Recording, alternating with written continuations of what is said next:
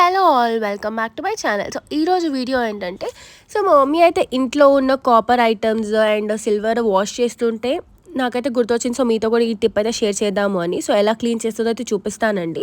So మనకైతే ఇంట్లో ఉన్న సిల్వర్ ఐటమ్స్ ఉంటాయి కదా, మనకి పట్టీలు కానీ సిల్వర్ ఏ వస్తువులైనా కూడా, ప్రమిదలు ఇలాంటివన్నీ కూడా, దీపం పెడతాం కదా, దీపాలు ఇవన్నీ కూడా. సో సిల్వర్లో కానీ మనకి రాగి చెంబులు ఇవి ఉంటాయి కదండి, రాగి వస్తువులు కానీ ఏ వస్తువులు కూడా మనము ఈ చిన్న టిప్తో అయితే చాలా నీట్గా క్లీన్ చేసుకోవచ్చు అండి. సో వీడియో అయితే లాస్ట్ వరకు చూడండి. సో చాలా సింపుల్ ఐటమ్స్ అండి. ఒక్క నిమ్మకాయ, కొంచెం చింతపండు ఉంటే చాలు.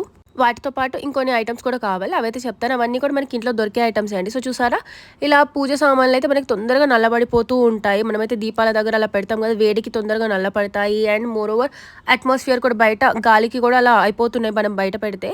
సో ఇలా వేడి వేడి నీళ్ళు తీసుకోవాలండి. పొగలొచ్చే నీళ్ళల్లో ఇలా 2 చెక్కలు నిమ్మకాయలు, ఒక నిమ్మకాయ సరిపోతుంది. సో 2 హాఫ్గా చేసుకొని 2 అయితే వేసుకోవాలి. కొంచెం చింతపండు వేసి సాల్ట్ వేయాలండి. ఒక 1 to 2 spoons or 3 spoons salt అయితే వేయాలి, ఫుల్ సాల్ట్. చూసారా ఇలా.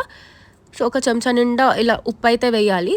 సో ఉప్పు, ఒక నిమ్మకాయ, కొంచెం చింతపండు వేసాక బేకింగ్ సోడా ఉంటుంది కదండి మనకి ఇంట్లో. సో వంట సోడా అంటాము, బేకింగ్ సోడా అంటాము. సో ఆ సోడా కూడా ఒక 1 స్పూన్ వేస్తే చాలు.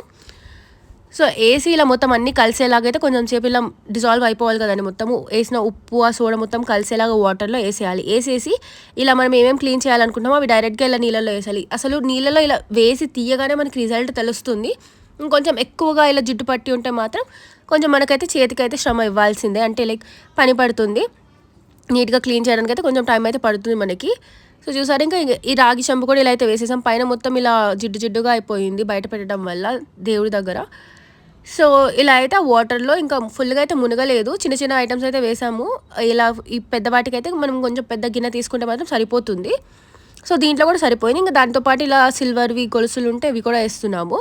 సో ఏంటంటే ఇవి కూడా వాష్ చేసుకోవడానికి. సో సిల్వర్ కూడా చాలా తొందరగా నల్లపడిపోతూ ఉంటుందండి. అసలు మనం నార్మల్గా రోజు యూజ్ చేయడానికి అయితే అసలు సిల్వర్ తొందరగా బ్లాక్ అవుతూ ఉంటుంది. సో హార్డ్లీ ఒక 5 మినిట్స్ ఉంచితే చాలండి. ఇంకొంచెం ఎక్కువ జిడ్డు పట్టుంటే మాత్రం ఒక 10 నిమిషాలు వేడి వేడి నీళ్ళలో ఆ నీళ్ళు కొంచెం చల్లగా అయ్యే వరకు వదిలేస్తే మాత్రం చాలా మంచి రిజల్ట్ అయితే ఉంటుంది. సో ఇంకా మనకి ఇలా నార్మల్గా బ్రష్ ఇంట్లో మనం వాడేసి పడేసిన బ్రషెస్ ఉంటాయి కదండి, కొత్తవైనా పర్లేదు. ఇంకా ఇన్కేస్ ఇలా దేవుడు వస్తువులు క్లీన్ చేయాలంటే మాత్రం కొత్తది తీసుకోవడం బెటర్. ఎందుకు యూజ్ చేసింది అవసరం లేదు. సో కొత్తది కూడా తీసుకొని వాష్ చేయొచ్చు నీట్గా. సో చూసారా, ఇంకా బయటకు తీయగానే మనకి రిజల్ట్ తెలుస్తుంది. సో దాంట్లో నిమ్మకాయ ఉంది కదండి, ఆ నిమ్మకాయని కొంచెం ఆ బేకింగ్ సోడాలో కొంచెం ఉప్పులో ఇలా ఒకసారి ఇలా అద్దేసి ఇలా క్లీన్ చేస్తుంటే చూసారా ఎంత మంచి రిజల్ట్ వస్తుందో. సో కొంచెం ఎక్కువగా జిడ్డు పట్టుంటే మాత్రం ఇలా చూసారా, ఉప్పులో ఇలా పెట్టేసి నీట్గా ఇలా వాష్ చేసేస్తే మాత్రం చాలా మంచి రిజల్ట్ ఉంటుంది. అండ్ తొందరగా నల్లపడవండి ఇలా క్లీన్ చేస్తే. ఇలా లెమన్తో సాల్ట్తో క్లీన్ చేస్తే మాత్రం తొందరగా నల్లపడవు కూడా. సో చూసారా ఎంత నీట్గా పోతుందో. అలా వాటర్లేసి, యాక్చువల్గా వాటర్లేసి ఇలా డిప్ చేసి తీయగానే రిజల్ట్ అయితే ఉంది. ఇంకొంచెం ఎక్కువ జిడ్డు పట్టు ఉండేసరికి ఒకసారి అయితే మనము ఇలా చేతికి పని చెప్పాల్సిందే, మనము ఇలా క్లీన్ చేసుకోవాలి నీట్గా.